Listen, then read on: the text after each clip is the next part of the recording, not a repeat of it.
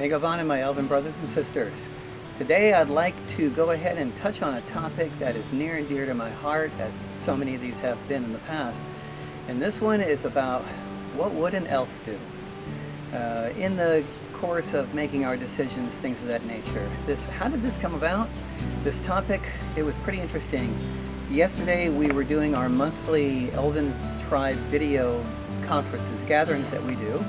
And amongst those that are part of the Elven Tribe within our school, Elven Scholar online.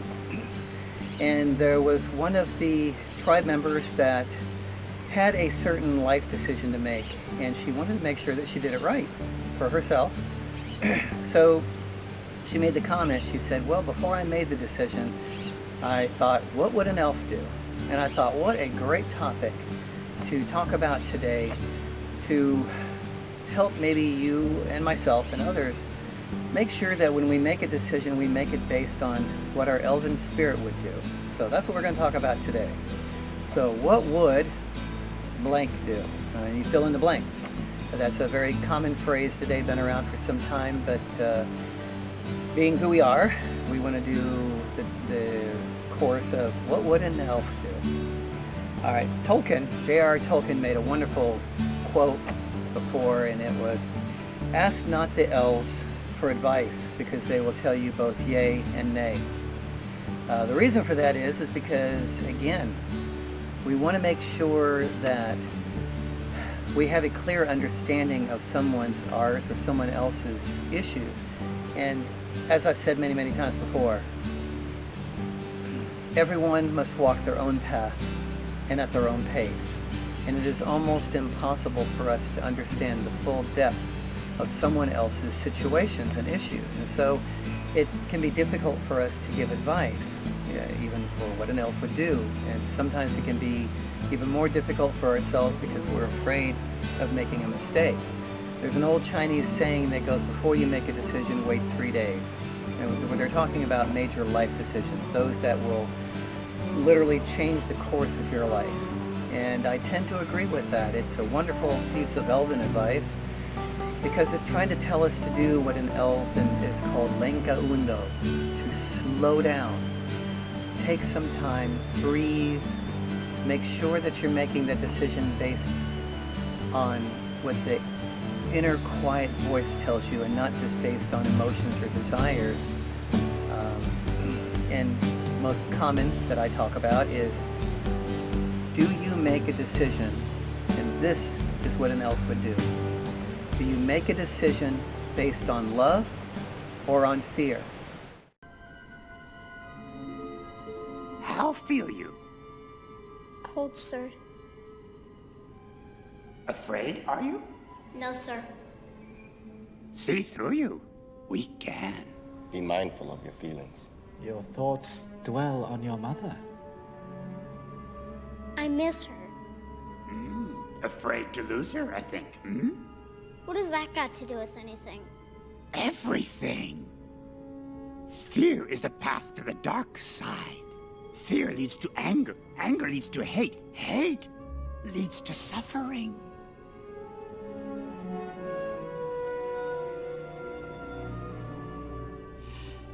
I sense much fear in you.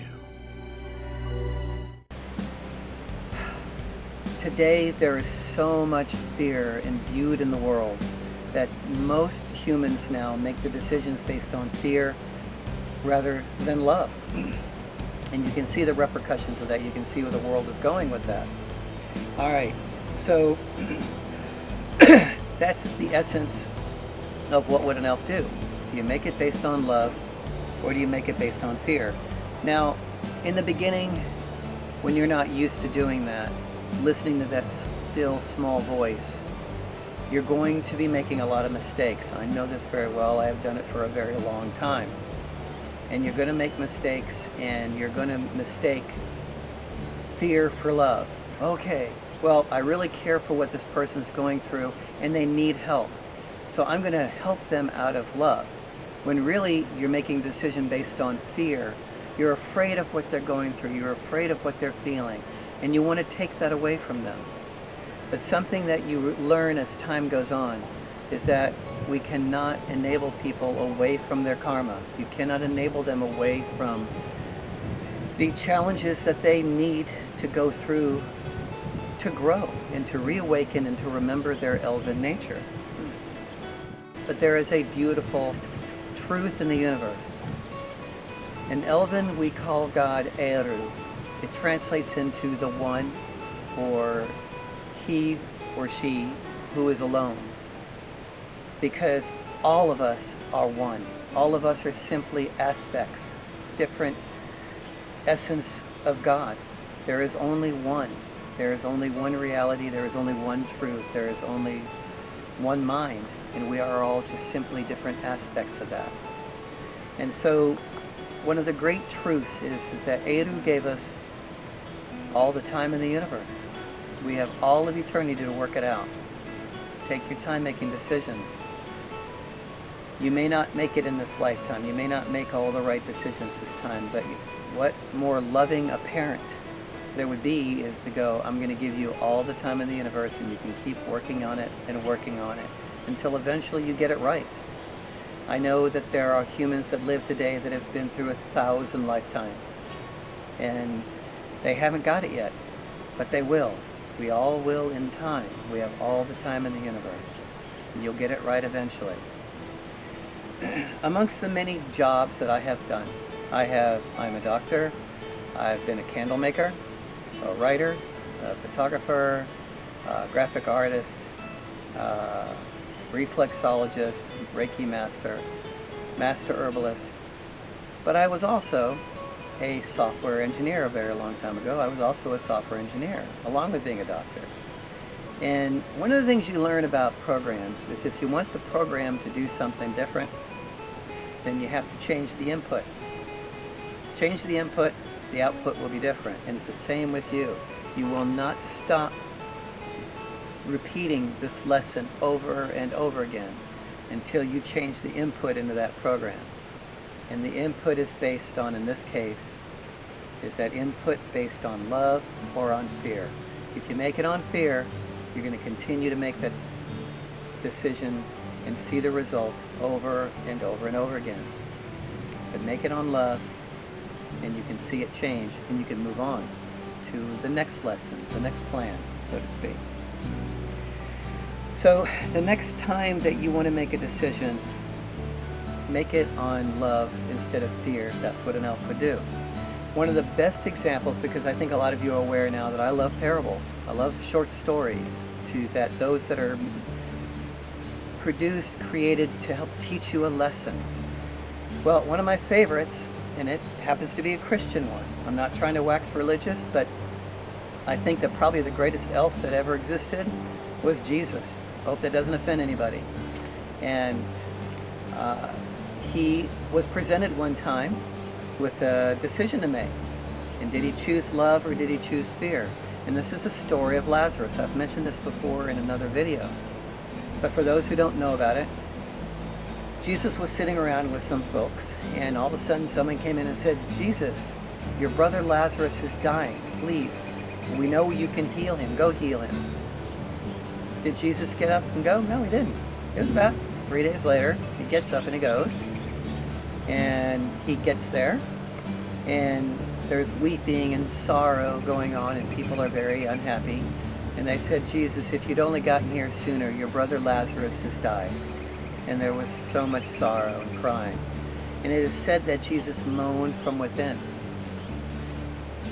He didn't have an emotional event within because he was sad that Lazarus died. Why would he be sad of something he could so easily heal? All right? What he did was he had an empathetic response to all the other sorrow around him. So he turned and he looked towards the cave where Lazarus was buried, and he said, Lazarus, arise. And Lazarus arose, and out he came. Jesus had an opportunity 3 days ago to choose as an elf would do. What would an elf do? He could choose love, or he could choose fear. And in that case, it translates into love. He can make a decision out of compassion, or out of fear, he can make a decision out of pity. fear because he was you would be so overwhelmed by the sadness and sorrow and the fear of those around. And he could have gotten up, made that decision out of pity, out of fear, and he could have gone up and did a healing on Lazarus. And we would today have a story of a minor healing. But love stated that compassion was more important. And this wasn't just a lesson for Lazarus, but for those around, to know that there was a greater lesson here. And now we have the story of Lazarus being risen from the dead. Far, far greater than he got healed of a common cold or a flu, whatever it was at the time. So Jesus made the decision based on love, compassion, instead of fear, pity. All right, so in short, that's what an elf does. That's what an elf would do. Do we choose love over fear or vice versa? It's up to you what change you'll make in your life. And how do we do that? Is to go within, to find that still small voice within us, that quiet voice that's telling us what to do, what is the best next step for our life. And I find that one of the best ways to do that, as I've said before, is meditation, and I prefer Zen meditation. It causes us to quiet down, to slow down, to listen. And eventually you'll have so many voices going on in your head and you won't know which one is that still small voice. But over time and over practice you will learn. And you'll be able to make those decisions based on what the heart of heart says, not just on what your emotions or desires say. Okay, well, hang around, if you will, for another minute or so. At the end of this video, I've got a short clip from a wonderful company that donates their animations to us and their stories about some ancient Zen stories. And this one is about what an elf might do in this particular case, and that is to do nothing. Sometimes we so much want to give advice to others, and sometimes the best thing is to do nothing at all, and they'll work it out. So it's a cute little clip. I'll give you a link to their site in the description, and I hope you enjoy it. And please let me know what you think of these videos and what others that you'd like to watch in the future. All right, in the meantime then, all of you have a most blessed and gentle Elven day. Namari. The first principle.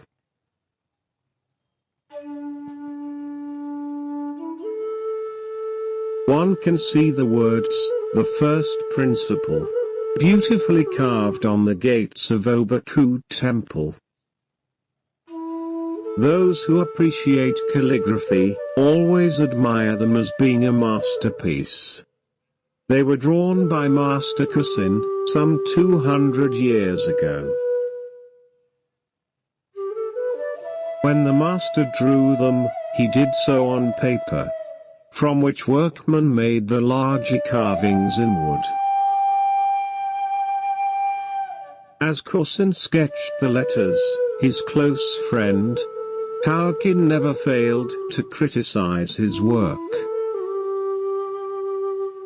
That is not good, he told Kusin after the first effort.